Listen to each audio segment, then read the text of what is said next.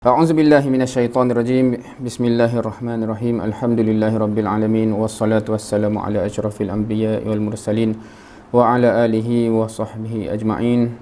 Subhanaka la ilma lana illa ma 'allamtana innaka antal alimul hakim. Rabbi shrah li sadri wa yassir li amri wahlul 'uqdatam min lisani yafqahu qawli.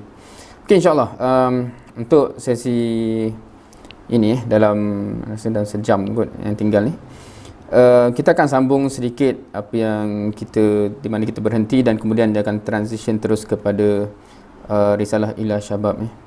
So tadi kalau kita ingat lagi, kita bincang tentang tugas kita yang besar, tanggungjawab kita yang besar, dan dia buat persoalan lah, cukup tak kalau seorang? Memang tak cukup, memang perlukan ramai, dan tak cukup hanya ramai kalau mereka tidak berkualiti. So perlunya ramai yang setiap seorangnya amat-amat berkualiti, dan juga perlunya ada disiplin, teamwork, amal jama'i dan sebagainya, yang menyebabkan gerak kerja itu akan mencapai tujuan hujungnya, insya-Allah.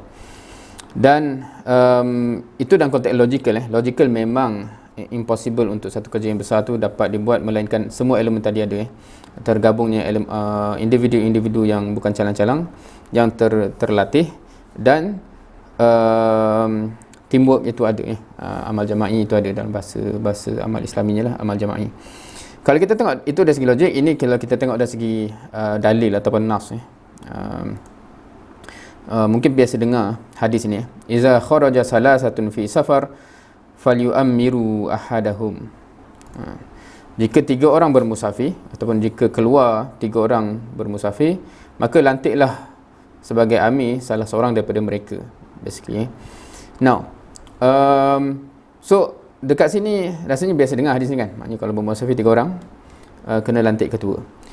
Dan dekat situ ada konteks berjamaah. Maksudnya dalam agama kita ni, kita memang amat-amat ditekankan, amat-amat dilatih dan dibiasakan dengan berjamaah. Berjamaah ni apa? Bermaksud berjamaah ni berstruktur, berorganisasi lah, kan. Berjamaah ni berbeza dengan beramai-ramai. Kalau siapa yang tak perasan, sebab kalau kita perasan kat sini, kalau bermusafir 3 orang, maknanya 3 ni ramai lah kan. Dia bukan kata kalau bermusafirlah 3 orang, bukan begitu. Tapi kalau bermusafir 3 orang, lantiklah ketua. Beza lantik ketua dengan tidak tu adalah, kalau musafir 3 orang itu bermusafir ramai-ramai. Kalau musafir 3 orang dengan ada ketua salah seorang daripadanya, itu bermusafir secara berjamaah, kan. So kalau kita bulan Ramadan itu pun, kalau kita kata lepas solat isyak, ramai-ramai solat ba'diyah kan, sebelum solat tarawih tu, so itu solat beramai-ramai, sebab dia tak ada imam. Once solat tarawih tu ada dengan imam, itu baru solat berjamaah. So biasanya memang lebih susah solat berjamaah. Kenapa? Sebab once ada imam, kita kena ikut imam, kan. Walaupun kita suka baca surah Baqarah, bila imam baca qul huwallahu ahad, kita kena ikutlah kan, dan sebaliknya. Especially orang-orang yang hebat. So bila kita ambil konteks tadi tu, lagi ramai orang yang hebat, untuk berjamaah tu sebenarnya lagi mencabar, kan? Sebab semua orang ada idea masing-masing, semua orang ada kepala masing-masing. Tapi untuk bila terlantik ketua, bila ketua tu rokok, kita rokok, bila ketua tu sujud, kita sujud, kan? Kalau kita ambil disiplin yang sama dengan disiplin solat, itu yang mencabar. Tetapi itulah anjuran agama. Hatta kan, bermusafir pun, benda yang begitu pun kita dituntut untuk berjamaah, untuk lantik ketua, apatah lagi benda-benda yang lebih besar, kan? Dan kita bincang tadi, memang kerja yang amat besar, dan perlunya berjamaah, right? Dia tak cukup untuk seorang-seorang, dia tak cukup kalau sekadar beramai-ramai. So macam mana kalau kita nak translate? So macam mana nak buat secara real dalam alam nyata ni, nak buat semua benda tadi? Teori-teori dah faham, insya-Allah. So nak implement, how? Dekat sini Hasan Al-Banna, dia salah satu risalah yang Al-Banna telah wujudkan adalah risalah Wahai Pemuda, Wahai Pemuda, yang basically mengajak untuk bersama-sama berjamaah dengan mereka untuk melaksanakan tugas-tugas yang tersebut. So dalam sesi yang ini, insya-Allah kita akan melihat apakah nak kata apa apakah yang terkandung dalam risalah ini, dan bagaimana respon kita kepada apa yang Al-Banna sebutkan dalam risalah ini, insya-Allah. Okey, jap ni. Okey, boleh respon secara pantas. Nak tahu, ada yang pernah baca dah risalah ini, atau pernah dengar, sama ada pernah dengar ataupun pernah baca ila syabab, ataupun Wahai Pemuda, ataupun Kepada Pemuda? Siapa dah pernah baca, siapa belum pernah baca? Siapa tak pernah dengar pun apa tajuk ni. Pernah dengar dengar tajuk. Okey. Walaupun kadang-kadang agak yang pernah dengar tu, pernah dengar term tu Ila Syabab ke pernah dengar kupasan risalah tu Ala kulli hal, ramai yang pernah dengar, at least ada juga yang tak pernah. Okey. InsyaAllah harapnya ready nak mula. So, Ila Syabab. Nama risalah tu Ila Syabab, kepada para pemuda, dan antum ada tergolong termasuk dalam sasaran, audiens sasaran ataupun sasaran target audiens lah. So, penyampaian ini, slide ni akan cuba follow apa yang Al-Banna sampaikan dalam risalah ini. So, bermula dengan item yang pertama.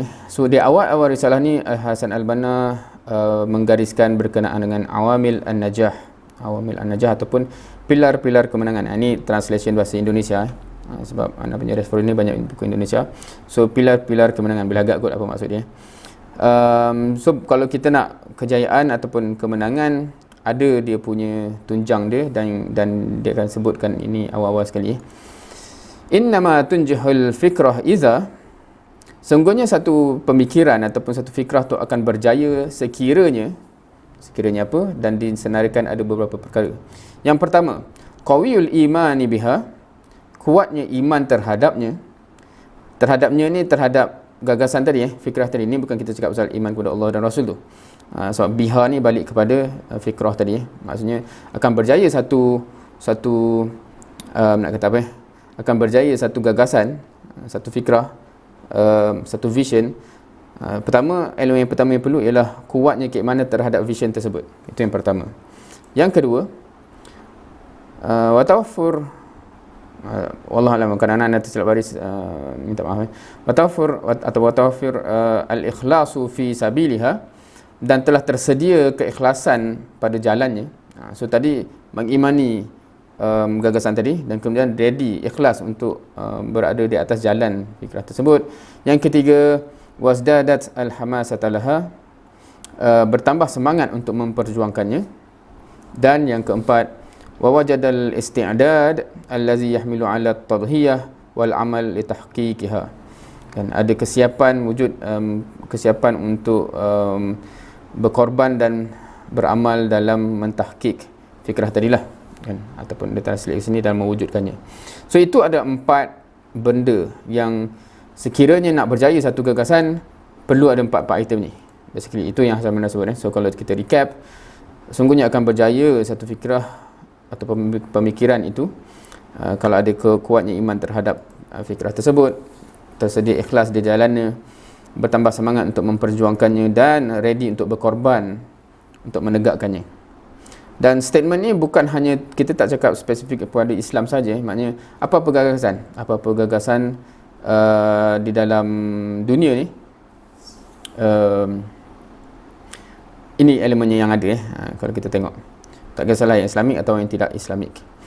Now, kemudian disambung elemen kata, keempat rukun ini, yakni iman, ikhlas, semangat dan amal tadi, merupakan karakter pemuda. Kenapa dia cakap begitu? Sebab dasar iman itu adalah hati yang cerdas. Of course ni ada, kadang-kadang ada isu translation sikit, tapi tak apa, hopefully kita still dapat dia punya essence. Dasar keikhlasan itu adalah nurani yang jernih. Dasar semangat itu adalah perasaan yang bergelora, dan dasar amal itu adalah kemahuan yang kuat.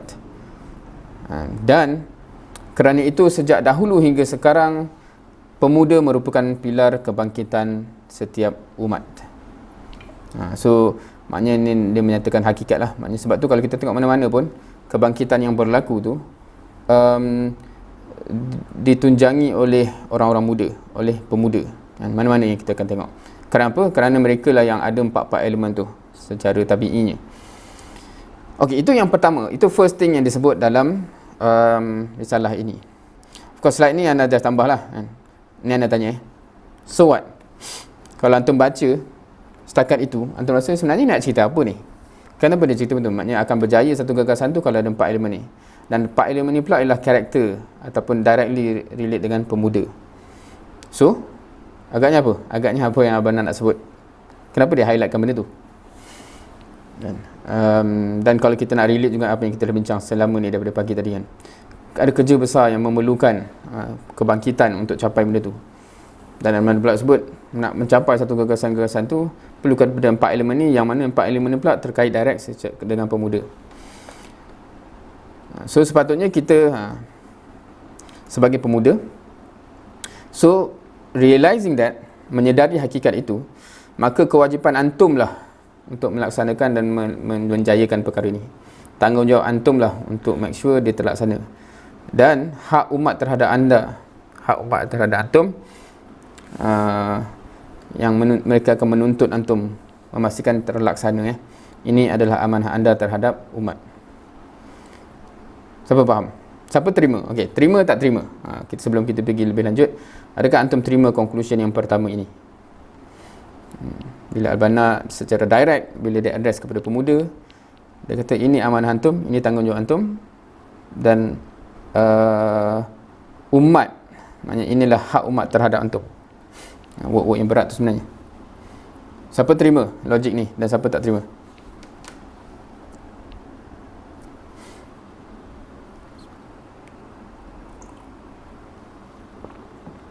Ni ada lagi tak ni semua ni?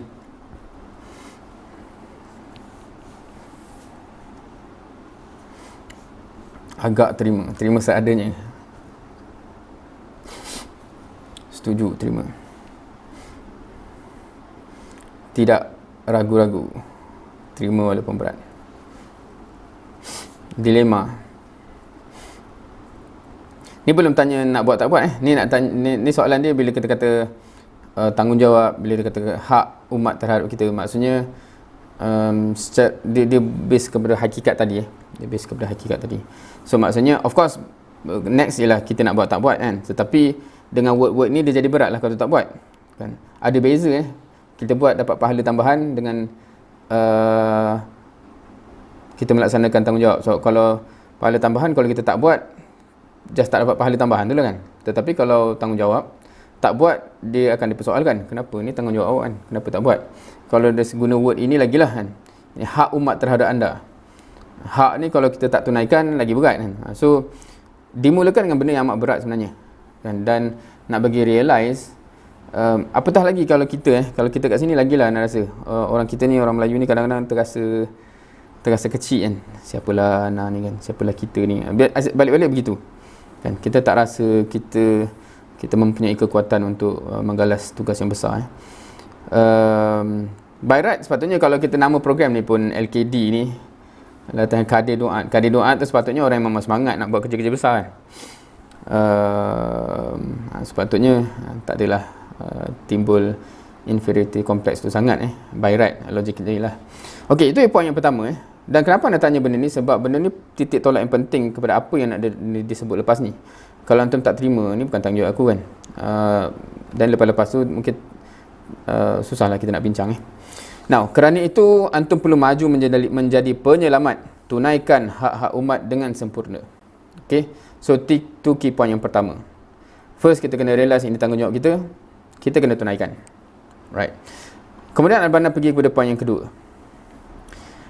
Dan kat sini dia quite interesting sebab Al-Banna address pemuda di depan dia Yang mana bila anda baca tu macam tak sama lah pula ada pemuda depan dia tu dengan pemuda kita ni kan. So Ana just akan bacakan dulu, bukan bacakan, Ana akan describe dulu apa yang Al-Banna sebut, dan kemudian kita tengok bagaimana dengan kita So Al-Banna kata ada pemuda yang lahir dalam keadaan begini yang contoh yang beli ni, yang beli kanan ni, yang maksudnya dia lahir dalam keadaan relax, naik lemak dan sebagainya lah. Maksudnya dia leka dengan hiburan apa semua, sehingga dia membesar dalam keadaan itu Tapi ada juga pemuda yang sebenarnya membesar dalam keadaan negara tengah berjuang, rakyat tengah berjuang dan sebagainya. So menjadikan jati diri dia agak berbeza. Dan Al-Banna sebut antum semua tu maknanya pemuda zaman dia. Dan kalau kita faham konteks ketika Al-Banna berdakwah dan sebagainya ni, negara-negara umat Islam masih dijajah, termasuk negara Mesir dijajah oleh British. So mood perjuangan tu masih ada. So Al-Banna kata korang semua ni untung lahir dalam keadaan yang kiri ni, yang menyebabkan semangat perjuangan korang tu dah sedia ada dan sedia tinggi semangat untuk berjuang. Tapi bila anda baca tu macam alamak, kait tak dengan kita ni kan, sebab kita ni banyaknya macam ni kan. So adakah nak kata sebab itulah tak ada harapan kita ni ke macam mana? So terpaksa dia olah sedikit lah portion ni, sebab kalau baca buta-buta daripada risalah tersebut macam tak kenalah pula dengan kita kan. Discussion yang nak buat ialah, walaupun benar apa yang dia kata, orang yang lahir dalam keadaan mood perjuangan tu masih marak, so biasanya jati diri agak kental. Kita pula macam ni, adakah menjadi alasan yang kukuh untuk kita kata sebab itulah kita kan, apa-apalah. So kalau kita reflect balik sirah Nabi SAW dan para sahabat, sehingga yang akhirnya memang bertebaran keluar sahabat ni, adakah semua sahabat asalnya lahir dalam keadaan yang sama, yang keadaan yang macam susah ke, yang keadaan begitu kan? Ataupun ada je sahabat yang asalnya lahir dalam keadaan yang amat senang? Ada tak? Maksudnya sebelum dia masuk Islam, sebelum dia jadi sahabat, dia sebenarnya anak orang kaya, dia sebenarnya hidup dengan kesenangan. Ada kenal tak sahabat-sahabat yang begitu? Ke tak ada? Ke semua golongan hamba, golongan bagaimana? Kita mesti tahu kan.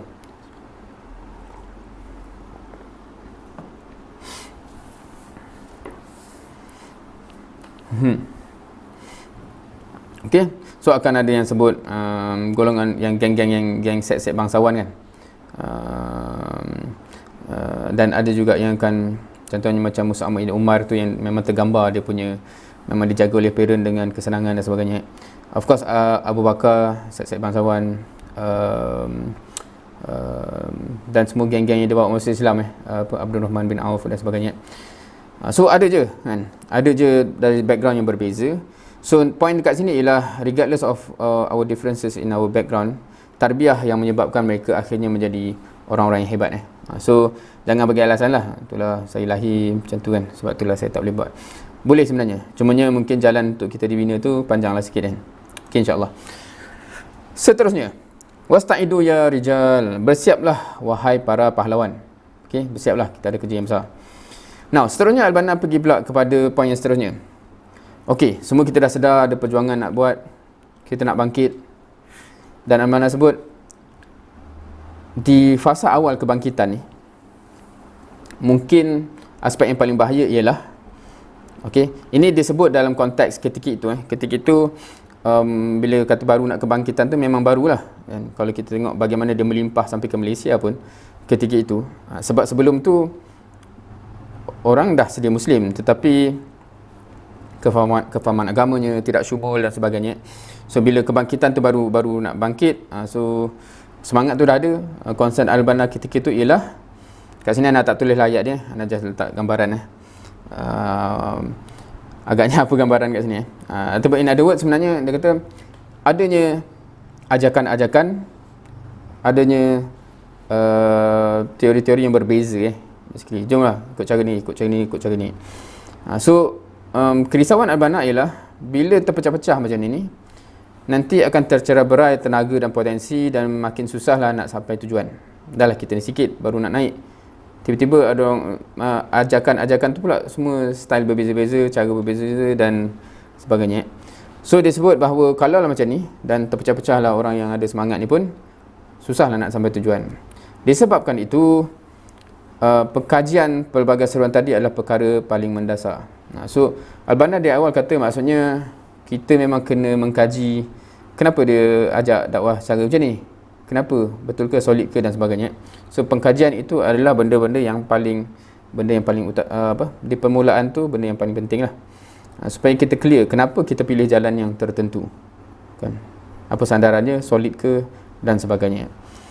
So seterusnya Al-Banna sebut, dan kerana itu kewajipan saya untuk mensyarahkan buat kalian dengan ringkas dan jelas dakwah Islam pada abad ke-14 Hijrah. So of course dia kata, menjadi tanggungjawab korang sebenarnya untuk research lah benda ni, dan menjadi tanggungjawab saya pula ialah untuk menceritakan sejelas-jelasnya dakwah yang sepatutnya anda semua libatkan diri dengannya kan. So begitu. So ni baru nak masuk kepada so apa dakwah style yang dia nak buat tu kan. So dia transition begitu So first point yang kita kena terima ialah tanggungjawab kita. Bila kita kata tanggungjawab kita kena buat lah, kita kena buat something, dan kita kena cari jalan macam mana nak buat. Kemudian bila dah semangat nak buat tu pula, dia kata Al-Banna sebut, kena make sure kita faham kenapa kita buat macam ni.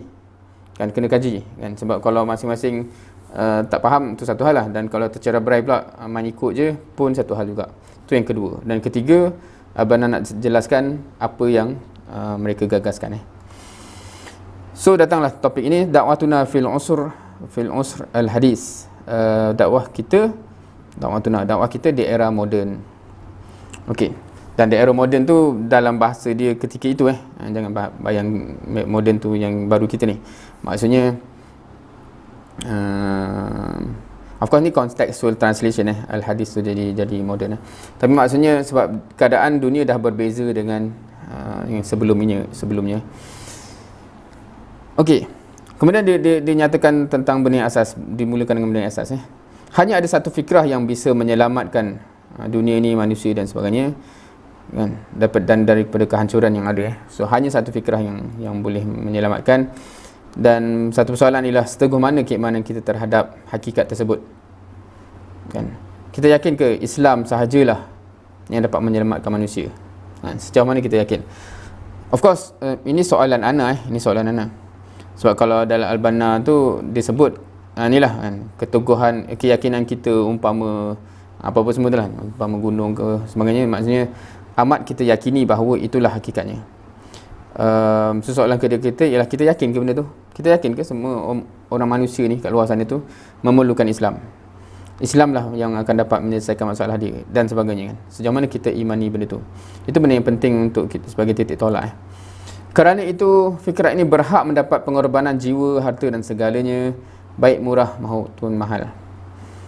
Boleh terima ke?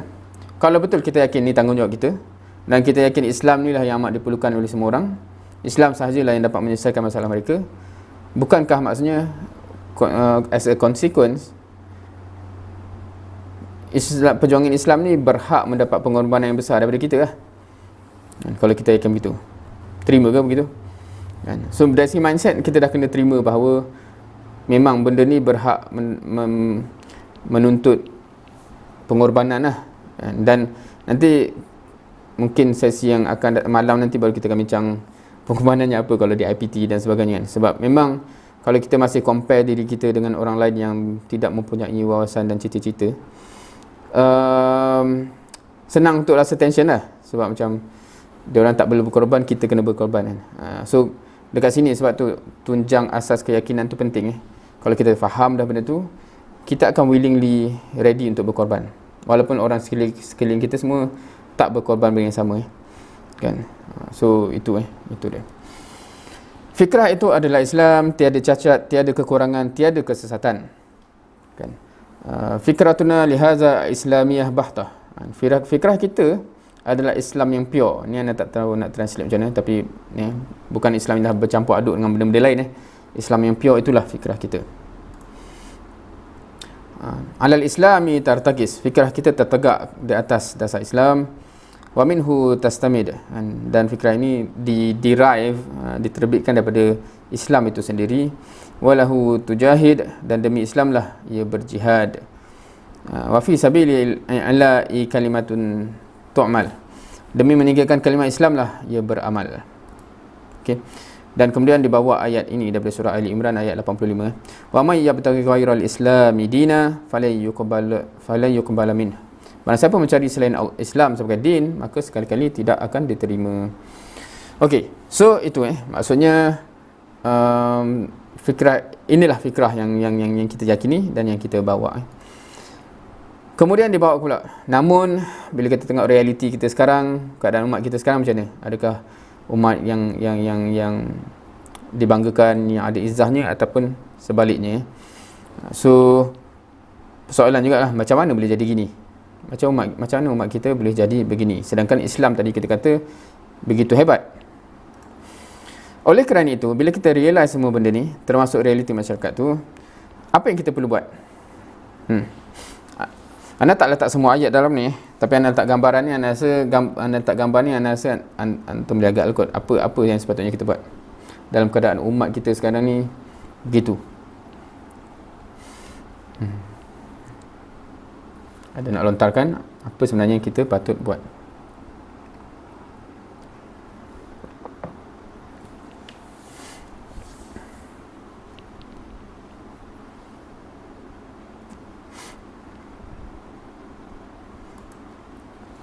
Oh, tak ada nampaknya.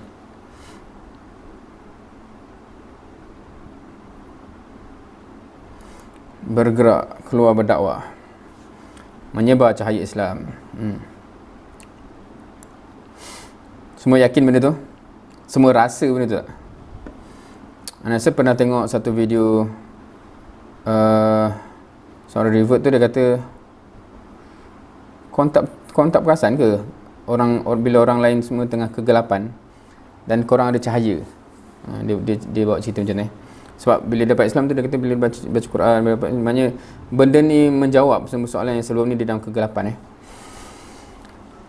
So dia kata, kalau kita realise benda tu, kita ada cahaya tu, sumber cahaya tu, dan kita tengok rumah lain tengah gelap, orang semua sekeliling kita macam bergelap, dia kata tak terasa nak kongsi ke cahaya tu? Bawa cahaya tu, nak kongsi tak cahaya ni kan? Soalan tu logik je kan. Maknanya kalau kita dalam analogi tu, kita faham benda tu, for sure lah kalau hati kita ni hati yang baik, kita nak kongsi lah. Takkan kita biarlah dia gelap kan? Tak, kita akan kongsi. So hakikat kita ni tak menjadi macam tu. Bila nak fikir balik, dia ada dua lah. Sama ada memang kita tak rasa pun Islam tu cahaya kan. Macam alah, dia nak ke Islam ni kan, rasa macam dia happy je tu, biarlah dia. Macam itulah soalannya kan. Macam kita tak rasa dia tengah kegelapan dan Islam ni cahaya. Kita tak rasa gitu. Sebab kalau kita rasa, mesti kita rasa macam kesian dia kegelapan kan. Baik, kita kongsikan cahaya ni kan. Adakah itu yang pertama? Kita sedar je, ini cahaya, dia gelap, tapi memang hati kita busuk kan, padan muka dia, biar dia gelap kan. So adakah kita sebenarnya tak sedar ataupun tak yakin ada cahaya yang di sisi kita ni ada cahaya Islam yang patut dikongsikan? Kita yakin benda tu tapi memang hati kita hati busuk lah. So sebab tu je dua possibility yang boleh explain kenapa kita begini kan. Kan ada explanation lain. Sebab kalau kita yakin, kalau kita ada dua-dua tu, kita yakin Islam tu cahaya dan boleh menerangi orang yang gelap, dan hati kita bersih, hati kita baik, for sure kita akan kongsikan atau mencuba kongsikan. So dalam konteks itu, kewajipan pertama kami ikhwan ialah menjelaskan kepada manusia akan ketentuan-ketentuan Islam dengan jelas dan sempurna. Itu adalah aspek nazari fikrah ini. So dia sebut so menyedari semua yang tadi tu, ikhwan, kewajipan kami ialah first, kita akan jelaskan kepada manusia Islam tu dengan jelas dan sempurna. Ini aspek nazari. Dan kemudiannya kami akan meminta mereka merealisasikannya, mengkondisikan mereka untuk melaksanakannya, dan membimbing mereka untuk mengamalkannya. Ini adalah aspek amali fikrah ini. So dia bukan hanya berceramah, tapi juga dia tuntut, dia minta amalkan, dan kita akan bantu dia orang untuk sampai boleh amalkan. So itulah dua sisi fikrah ikhwan yang memang dari awal begitu kan. Kita akan terangkan dan kita akan minta dia dah laksanakan, dan kita akan tolong sekali untuk melaksanakannya. So sebab setengah orang dia hanya buat satu je, yang kan dia ceramah tu dah settle, alhamdulillah, terangkan. Tapi untuk bantu orang untuk boleh buat, itu cabaran yang seterusnya dan tak semua orang buat benda ni. Tiada maksud di sebalik semua itu selain mencari redha Allah, menjalankan kewajipan dan membimbing manusia. So dalam risalah Al-Banna ni dia selalu switch antara main point yang nak disampaikan dengan macam sama ada motivasi ataupun ayat yang begini untuk menerangkan di hati kami ni. Itulah dia. Kami akan berjuang merealisasikan fikrah kami, berjuang untuknya selama masih hidup, mengajak seluruh manusia kepadanya, mencurahkan segala sesuatu di jalannya. Dengan demikian, kami akan hidup mulia atau mati terhormat. Siapa yang pernah dengar slogan-slogan dia begitu kan? Maknanya kita akan bertemu dengan salah satu daripada dua kemenangan. Sama ada memang hidup mulia itu maknanya Islam telah tertegak, ataupun mati terhormat maknanya mati syahid dalam perjuangan ini kan? Antara dua je. Now, syiar abadi kami, Allahu ghayatuna wa rasulu za'imuna wal Qur'anu dusturuna wal jihadu sabiluna wal mautu fi sabilillahi asma amanina. So ini biasa kita dengar lah. Walaupun yang aslinya yang biasa kita dengar, dia ada perbezaan dekat sini tapi itu dua sebutan yang berbeza untuk slogan yang similar lah sebenarnya kan. So dengan itu, inilah syiar abadi ikhwan. Okey, seterusnya masuk ke poin seterusnya. Sesungguhnya Allah telah memuliakan kalian. Allah telah menetapkan kedudukan kalian sebagai pemimpin dan guru seluruh alam. Betul ke? Siapa yakin benda ni? Al-Bani kata, Allah dah tetapkan dah korang ni semua sebagai guru kepada sekalian alam. Allah dah menaikkan korang dah. Betul ke? Yakin? Yakin Dan Al-Bani petik ayat apa? Kuntum khaira ummatin ukhrijat linnas ta'muruna bil ma'ruf wa tanhauna 'anil munkar wa tu'minuna billah. Kamu adalah umat yang terbaik yang dilahirkan untuk manusia, menyuruh kepada yang ma'ruf dan mencegah dari yang mungkar dan beriman kepada Allah. Itu satu ayat. Dan satu ayat lagi ialah wa kadzalika ja'alnakum ummatan wasata litakunu syuhada'a 'alan nas. Dan seterusnya yang kita dah bincang tadi. So Allah kata, Allah jadikan kamulah, kalau ayat tadi apa? Ukhrijat linnas ta'muruna bil ma'ruf wa tanhauna 'anil munkar. Dan satu lagi ialah ummatan wasata. So bila Allah sendiri dah declare, kita itulah posisi kita, dan kat sini ada kata yakin, betul kan, yakin, maka kitalah pemimpin dunia kan, kitalah pemimpin dunia. Yakinilah hakikat ini, walaupun musuh nak korang rasa sebaliknya, nak rasa kecil, meskipun mereka kelihatan lebih gah dengan dunia kan. So walaupun kita tengok dia orang lagi hebat dunia dia orang banding kita, walaupun dia orang nak kita terasa macam siapalah kita ni, apa sangat yang kita boleh buat, tapi Allah sendiri dah declare kamulah pemimpin dunia. Now kalau kita yakin benda ni, kita akan terasa kecil tak nak berdakwah? Kalau kita kata lah, macam kalau kita kata cikgu dalam kelas cikgu dalam kelas dia macam segan-segan tercipu-cipu tak dengan murid-murid. Sebenarnya saya tak tahu sangat lah nak ajar ni kan. Tapi adakah macam tu? Sebab bila cikgu ni dia confident, dia ada something yang dia nak bagi kepada murid-murid tak?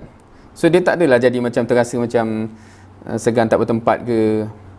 Siapalah saya nak ajar korang ni kan. Saya ni ada ke? Kalau ada cikgu macam tu masalah juga kan. Tapi sebab dia yakin dia ada something yang boleh dibagikan kepada anak murid ni. So kalau kita yakin dengan statement ini, peliklah kalau lepas tu kita macam, tapi siapalah saya nak cerita benda ni kan. Dia macam, dia tak sepatutnya gitu. Dia akan jadi confident. Dan kalau kita tengok dalam Rabi'i yang pergi kepada siapa dia begitu Rustam ke siapa, tak ingat dah kan. Maknanya walaupun macam orang biasa pergi kepada raja satu negara yang besar, kenapa dia confident? Sebab dia rasa benda begini kan. Dia tak rasa macam, alamak, aku ni orang biasa, dia ni raja kan. Dia tak rasa macam tu. Sebab kita memang rasa macam dia tak tahu something yang kita ada dan kita nak cerita kat dia. So yakinlah hakikat ini. Yakinlah hakikat ini. Boleh? Macam nak cakap senang kan, tapi bila keluar nanti, so bila yakin ni dia kena dalam jiwa lah. Kalau kita kata otak kita memang proses, memang betul lah. Tapi untuk yakin tu sehingga dia mengubah tindak tanduk kita. Wahai para pemuda, perbaharuilah iman kamu, tetapkanlah ghayah dan ahdaf kamu. Ini bahasa Arab ni. Tetaplah tujuan dan maklumat kamu. Kekuatan pertama adalah kekuatan iman. Buah daripada keimanan akan lahirlah kesatuan. Dari kesatuan kemenangan gemilang akan datang. So meyakini hakikat tadi, perbaharui iman, tetapkan tujuan kita. Kekuatan yang penting sekali ialah kekuatan iman. Daripada situ dah lahirlah kesatuan dan daripada situ lahirlah kemenangan.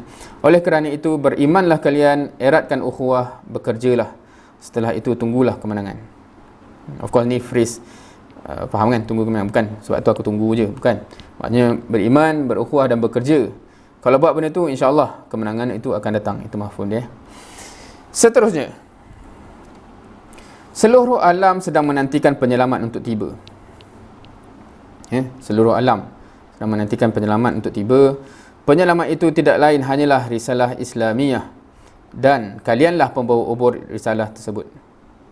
Yakin ke semua orang menunggu benda ni? Ini satu lagi question. Dia jadi susah kalau kita sendiri tak confident dengan apa yang kita ada. Yang lagi perlu diselesaikan kalau Islam itu sendiri kita tak confident. Maknanya betul ke Islam ni? Kalau macam tu, itu memang kena bincang cepat-cepat sebab itu paling asas. Tapi lepas tu ialah apa yang Islam bawa, risalah dan sebagainya ni diperlukan oleh semua orang, dan mereka menanti-nanti siapa yang nak sampaikan kepada mereka. Mereka dalam keadaan itu. So sepatutnya kita datang, kita supply apa yang mereka perlukan. Seterusnya, apa yang kita inginkan? Maza nurid. Sesungguhnya manhaj Ikhwanul Muslimin itu memiliki tahapan-tahapan tertentu dan langkah-langkah yang jelas. Kita tahu benar apa yang kita inginkan dan faham benar wasilah untuk merealisasikannya. So Al-Banna sebut macam kita very well aware dan kita memang tahu benar kita nak apa. First, kita nak membina rijal yang muslim dari sudut fikrah dan akidahnya, akhlak dan perasaannya, amal dan perilakunya. Ini adalah takwin fardi, pembinaan fardi. Lepas itu kita nak membina rumah tangga yang muslim dari sudut fikrah dan akidahnya, akhlak dan perasaannya, amal dan perilakunya. Untuk itu, kami beri perhatian kepada wanita sebagaimana lelaki dan juga kami bagi perhatian kepada anak-anak sebagaimana pemuda. Ini adalah aspek takwin usari. Usari itu word usrah tu lah kan, takwin keluarga. So ni Al-Banna sebut apa yang kita nak capai dan apa yang mereka buat. So kita beri fokus kepada individu, kita beri fokus juga kepada keluarga. Dan bila kita serius dengan keluarga, bukan hanya kepada yang lelakinya tetapi wanitanya dan juga anak-anaknya.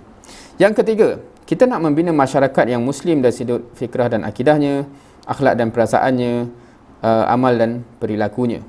Untuk itu, kami berusaha menyampaikan dakwah ke setiap rumah, di setiap tempat, dan kami akan pastikan fikrah kami mudah difahami dan takkan sia-siakan potensi dan sarana.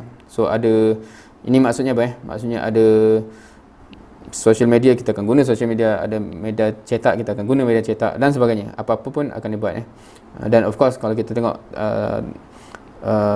apa yang Al-Banna buat dan Ikhwan buat, dengan majalahnya apa-apa semua kan, surat khabarnya apa, memang dia cuba segala apa cara yang boleh untuk capai kepada masyarakat seluasnya. Dan seterusnya, nombor 4, kita nak membina pemerintahan Islam yang bisa memimpin bangsa ini menuju masjid. Bersama bangsa ini, ia membimbing manusia kepada hidayah. Okey, ini penggunaan word. Kita kata apa beza bangsa ni dengan manusia. So basically yang bangsa ni merujuk kepada yang Islam lah. Manusia ni selainnya. So pemerintahan Islam yang kita nak bina ialah yang mampu memimpin umat Islam ke masjid dan bersama dengan umat Islam dia membimbing manusia lain kepada hidayah. Maknanya dakwah lah tu. Dan seterusnya, bergabungnya setiap jengkal negeri-negeri Islam, setiap jengkal tanah yang ada di dalamnya adalah seorang Muslim. Semua itu adalah watan kita, yang kita akan merdekakan, bebaskan dan persatukan. Setiap Muslim akan dilindungi. Faktor kesukuan tidak boleh lebih kuat daripada faktor iman. Anyway, dan seterusnya, panji Allah, sehinggalah panji Allah itu akan berkibar tinggi di seluruh wilayah yang pernah seketika menikmati kebahagiaan dengan Islam. Dan akhir sekali kita akan deklarasikan dakwah kita ke seluruh alam, menyampaikan kepada manusia Islam, memenuhi seantero bumi dengan ajarannya, hatta la takuna fitnah wa yakuna ad-din kulluhu lillah. Okey, familiar ke dengan tujuh item ni?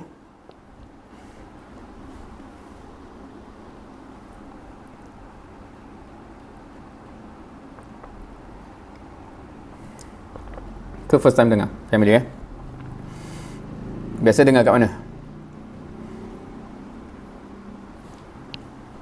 Atau family dari mana? Maratib amal Okey. So rasanya semua pernah dengar Okey. So memang itulah tujuh-tujuhnya. Tiap-tiap tahapan tadi ada langkah-langkah, rincian-rincian, sarana-sarana tersendiri. Namun di sini kita hanya paparkan secara global tanpa perpanjangkan huraian dan rincian. Okey. So kalau nak faham semua benda ni disebut ada dia punya kupasan yang panjang setiap satu tu. Tapi kat sini just untuk bagi gambaran secara umum, cukup dah untuk korang yakin kita orang tahu apa yang kita orang buat. Tu basically maksudnya penyampaian kat sini. Kita orang tahu apa yang kita nak buat dan kita orang tahu cara nak pergi capainya. Dan ni bagi gambaran umum sahaja. Okey. Kalian tidak lebih lemah dari generasi sebelum kalian yang dengan perantaraan mereka Allah buktikan kebenaran manhaj ini. Faham ke ayat ni? Kita kadang-kadang ada some way of thinking about sahabat Oh, dia orang sahabat kan. Macam soalannya di makhluk yang lain tapi Al-Banna tegaskan sebagaimana mereka itu manusia, kita juga manusia. Kau taklah lebih lemah dari mereka yang mereka tu menjadi perantaraan untuk Allah buktikan kebenaran manhaj ini, maka janganlah terasa tak berdaya, janganlah merasa lemah.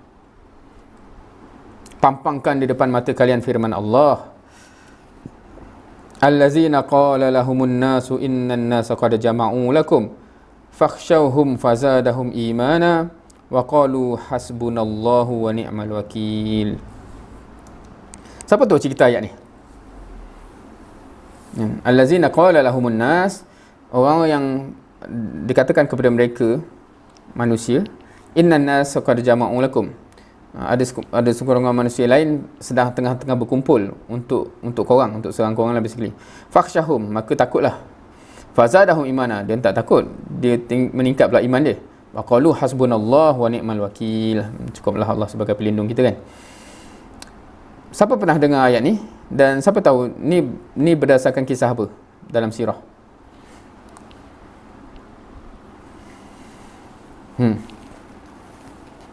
Pernah dengar? Dan terbayang kisah apa ni? Kisah apa yang berlaku episod ni? Ada orang-orang yang bila ada orang lain kata, "Oi, ada orang tengah kumpul untuk korang." Takut sikit, cuak sikit kan. Dia tak cuak, dia bertambah iman pula. Ni cerita apa? Siapa tahu? Tak pasti, tak tahu. Ada yang tahu? Clue dia surah Ali Imran. Ali Imran ni cerita pasal apa?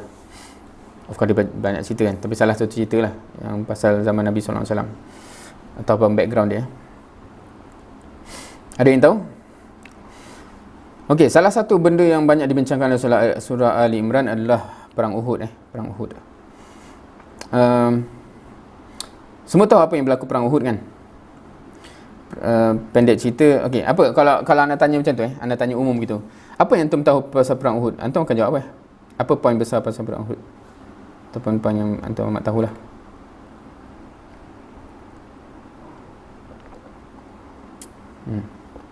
Dalam bahasa antum sendiri, apa yang antum akan kalah pusingan pertama? Ada lagi?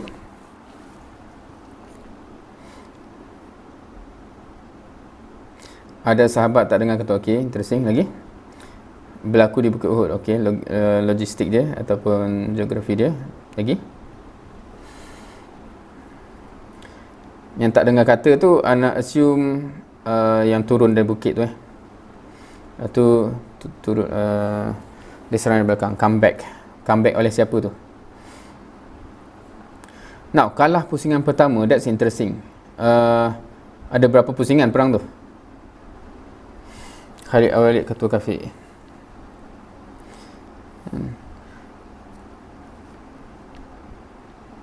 Description anda biasa dengar juga orang kata macam dia kalah pusingan pertama ke ada sebagainya. Masa kecil-kecil bila anda dengar macam tu, anda terbayang macam main game tu tau. Bila kata pusingan pertama, round 1 fight, oh kalah pusingan pertama. Round 2 perang macam tu ke?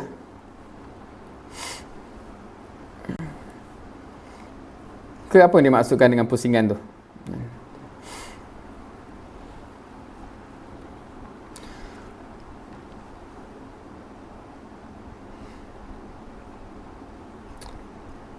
Okey, so ada yang tengah menulis, boleh teruskan. Perpindahan Panji. Nak kata apa Now, apa yang berlaku dalam perang Uhud ialah quite interesting secara kalau kita berada di situ kalau kita nak gambarkan kalau kita berada di situ, apa yang berlaku ialah umat Islam menang besar, betul tak? Kan sampai orang musyrik tinggalkan harta dia orang, lari lintang bukang. Dan bila sahabat cerita tu, maknanya bila dia kejar, maknanya bila orang kalah perang ni dia lari ke belakang, so kita kejar dia, kita hambat dia, dan dia kata cara dia orang lari tu memang menggambarkan kalah, maknanya dia adalah kemenangan total umat Islam dia kemenangan total umat Islam until tiba-tiba yang bila, dan kat sini pun kita kena faham kesilapan orang yang turun tu ialah kerana melanggar arahan sebab pada mereka peperangan dah habis kan. Dia bukan sebab kalau kita bayang perang, orang pergi turun masa tengah perang, itu teruk sangat lah. Tapi sebab dia orang tengok dia tengok umat Islam menang besar, orang kafir Quraisy dah lari lintang bukang, dah tak ada dah lari lintang bukang. So kita perang kan dah habis, kenapa, apa masalah kita turun? Tapi ada kata tak, Nabi kata duduk sini walaupun apa kan, menang tak menang apa, duduk je kat sini. So kesilapan kat situ dia bukan isu tengah perang tu nampak harta nak kejar dia macam kan perang dah habis, kita turun lah. So bila dia turun tu lah tiba-tiba Khalid Walid pusing ke belakang, daripada total kemenangan kepada kekalahan teruk kan, daripada total victory sekelip mata jadi kekalahan sampai Nabi cedera, ramai syahid So that's quite interesting cara Allah mentarbiah para sahabat untuk taat perintah bila mana di switch ke kemenangan total kepada kekalahan yang teruk. Of course kalau kita put in context, bila kata kemenangan besar, kekalahan besar ni pun pada ketika itu perang dia, jumlah dia kita pun tahu jumlah dia kan. Kadang-kadang jumlah especially peperangan yang awal ni, kadang konteks kita sekarang ni kadang-kadang sekolah bergaduh dengan sekolah pun jumlah yang sama juga kan. Kalau perang Badar contohnya 300 orang, macam dua sekolah bergaduh je pun. Tapi dalam konteks itu dia anggap besar lah kerana al-haq lawan al-batil Anyway, nak ceritanya kat situ bila dalam keadaan yang dah kucak-kacir dan sebagainya sampai Nabi ada ingat Nabi dah wafat dan sebagainya, akhirnya in the end dia resolve Nabi dapat escape keluar ke lereng-lereng bukit tu. Nabi dapat escape, dapat selamat, dan akhirnya masing-masing balik dan berlakulah dialog, especially dekat musyrik tu. Jap, kenapa kita balik ni? Bukan kita sebenarnya nak hancurkan dia orang sekaligus. So kat situ yang dia timbul perbincangan. Apa kata kita patah balik pergi serang dia orang kat Madinah tu kan? Kita kan nak hancurkan dia orang, kenapa kita balik macam ni je kan? Maknanya peperangan tu terdisperse begitu So kat situ yang datang. So tiba-tiba ada satu kumpulan dagang yang ke arah Madinah. So dia nak guna cyber, dia kata, okey, korang pergi cakap ke dia orang, kita tengah kumpul lagi ramai orang nak serang dia orang. So biar dia cuak sikit. Dan dalam keadaan itu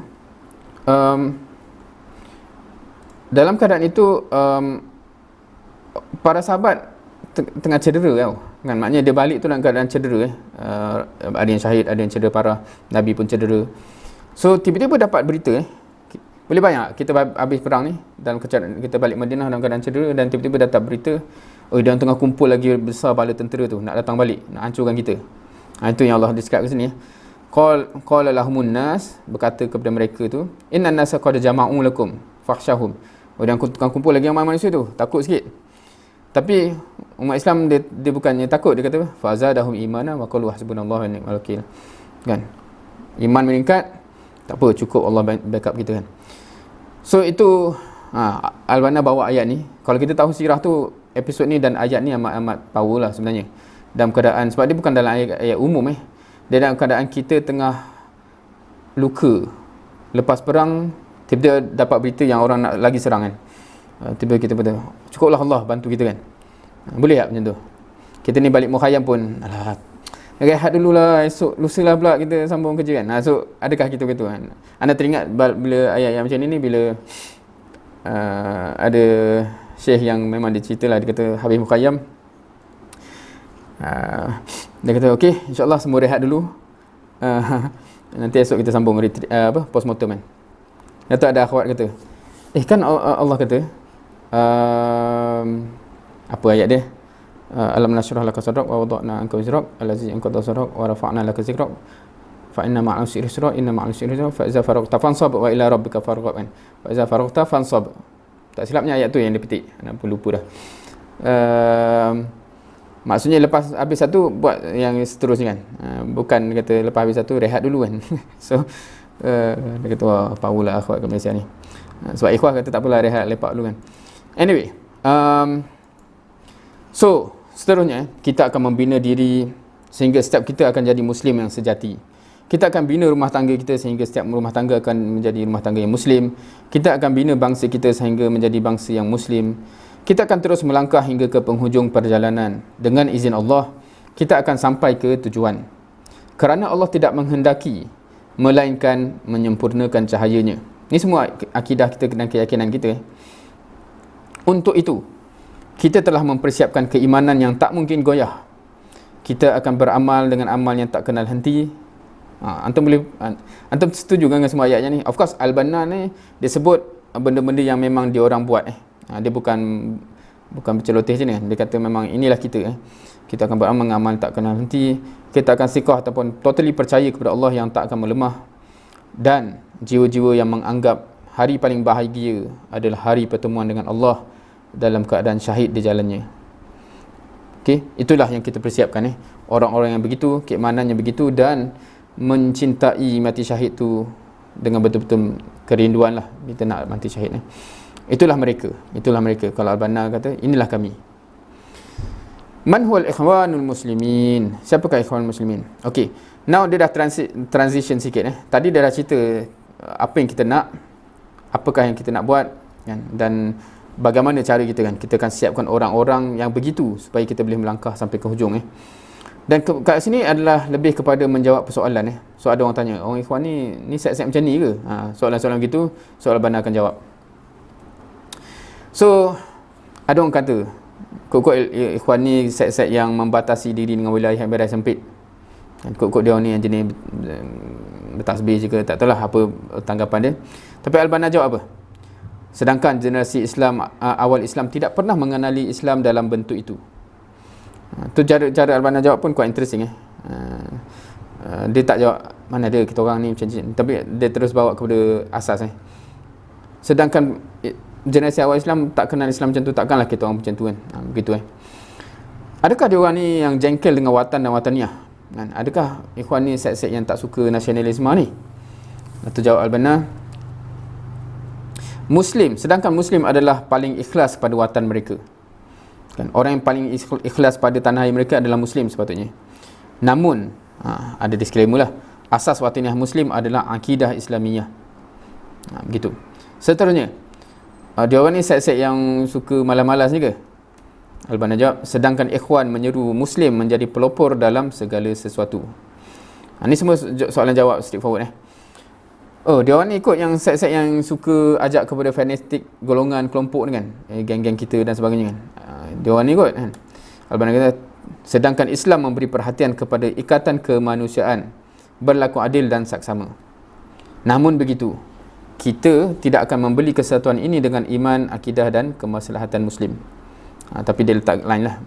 Sedangkan Islam mengajar kita untuk berbuat baik, berlaku adil dengan semua orang kan. Tapi at the same time, kita tak akan menggadaikan iman, akidah dan kemaslahatan Muslim semata-mata untuk berbaik dengan orang lah. Kalau ada orang mencabar benda ni, kita tegas. Ayyuhas syabab, ni dah sampai ke penghujung Wahai para pemuda, di atas kaedah-kaedah yang kukuh inilah kami mengajak kalian semua. Kalau antum yakin dengan kebenaran fikrah kami dan mahu mewakafkan segala potensi untuk keyakinan antum, maka itu lebih baik untuk antum dunia dan akhirat. Itu ajakan dia. Risalah ni sebenarnya satu risalah yang straightforward, mengajak untuk join bersama. Kan dia first dia nyatakan tanggungjawab kita sama-sama ni. Especially awak-awak pemuda semua ni kan. Tanggungjawab awak, hak umat kepada awak. Itu first. Second, dah ada semangat ni, kena kaji dulu kan. Yang mana yang sepatutnya ni kan. Yang mana yang sepatutnya kita buat. Dan ketiga, Al-Banna kata kami present apa yang kami faham, apa yang kami buat, apa yang kami tahu nak buat, apa yang kami nak capai. Dan dia present semua. Kalau antum yakin dengan semua benda ni, jomlah. In other words, jomlah. Itu adalah lebih baik untuk antum sendiri, dunia dan akhirat. Sebab ganjarannya untuk antum juga. Untuk antum kan. Untuk antum. So itu penghujung dia. Ini adalah di luar daripada risalah tu lah. Ni komentaran risalah ni adalah, dalam risalah ni Al-Banna ajak untuk join bersama dengan dia lah, bersama dengan ikhwan untuk bersama dengan dakwah. Cumanya ada satu pelontaran yang nak tanyalah, kalau antum perasan. Al-Banna ada promote usrah atau tarbiyah dalam ni tak? Sebab ana rasa bagi kebanyakan orang, dan ana pun dulu growing up melihat kepada benda-benda ni, membayangkan Al-Banna ni paling sinonim dengan tarbiyah. Kita kata usrah, dan kita ajak orang pun begitu kan, jomlah ikut tarbiyah, jom ikut usrah. Tapi kalau kita baca ni, ada dia sebut apa-apa bab tu tak? So macam mana? So macam mana tu nak faham benda tu? Dia ajak apa sebenarnya? Apa yang dia ajak kat sini? Kalau kita kan biasa kita ajak, jomlah ikut usrah, jom ikut tarbiyah. So tapi dia ajak apa Perasan tak? Dan sebenarnya kalau kita cari risalah-risalah Al-Banna, kita tak jumpa dia ajak usrah tau. Tapi kita akan cerita slot lepas ni. So usrah tu duduk mana pula? Tu kan sesi yang lepas ni. Lepas break sekejap kita akan masuk ke situ lah. Tapi anak rasa dia jadi penting untuk kita perasan benda tu dan perbezaan dia. Sebab apa tau? Kalau antum perasan, dia ajak untuk kita berjuang untuk umat, betul tak? Kita jom buat kerja. Umat perlukan kita, tanggungjawab kita untuk umat dan sebagainya kan. Kemudian nanti baru timbul usrah tau. Maksudnya kalau betul awak serius benda ni, salah satu step yang penting adalah tarbiyah dan usrah. Dan orang yang ikut sebab ajakan macam tu, dia tahu usrah tu jalan kepada perjuangan dan mengubah umat tu kan. Kita ni berbeza tau. Kita dia ajak memang untuk diri sendiri. Jomlah ikut tarbiyah, dapat ilmu ke benda kan. Sebab tu bila ajak berdakwah tak ke mana, susah kan. Sebab tapi saya nak usrah je, kenapa berdakwah pula kan. Kita start kat situ Tapi Al-Banna dia dari awal dia tak ajak begitu Dia bukan ajak kepada wasilah untuk ke sana. Dia ajak terus ke sana. Jom, siapa nak berjuang untuk umat, jom. Dan sebab tu usrah-usrah dia terkumpul orang yang memang bersemangat dan tak sabar untuk berjuang untuk umat Kita ni orang yang terlalu sabar dan tak nak keluar-keluar kan. Tak tahulah, anak harap antum bukan Ini anak cakap pasal batch anak kan. Ikut usrah lah tu nak buat kerja punya laliat. Tapi harapnya antum telah ready mindset dengan lebih baik insya-Allah, hopefully. So kita faham dan kejap lagi kita akan tengok so di mana letak duduknya usrah. Dan kalau kita perasan nanti Al-Banna dia dari Al-Banna juga cerita pasal usrah ni, tapi dia tak ajak kepada orang umum Kalau risalah-risalah umum macam ni, dia ajak untuk berjuang, dia ajak untuk berdakwah, dia ajak untuk membela umat. Tapi risalah yang pasal usrah semua tu kepada orang yang dah join dia internal. Dia kepada orang yang dah join, orang yang dah berdakwah, baru dia ajak okey, usrah macam ni So kita akan tengok lepas rehat nanti insya-Allah. Wallahu alam. So dah 2:57, ada mungkin 3 minit. Kalau ada soalan boleh tanya.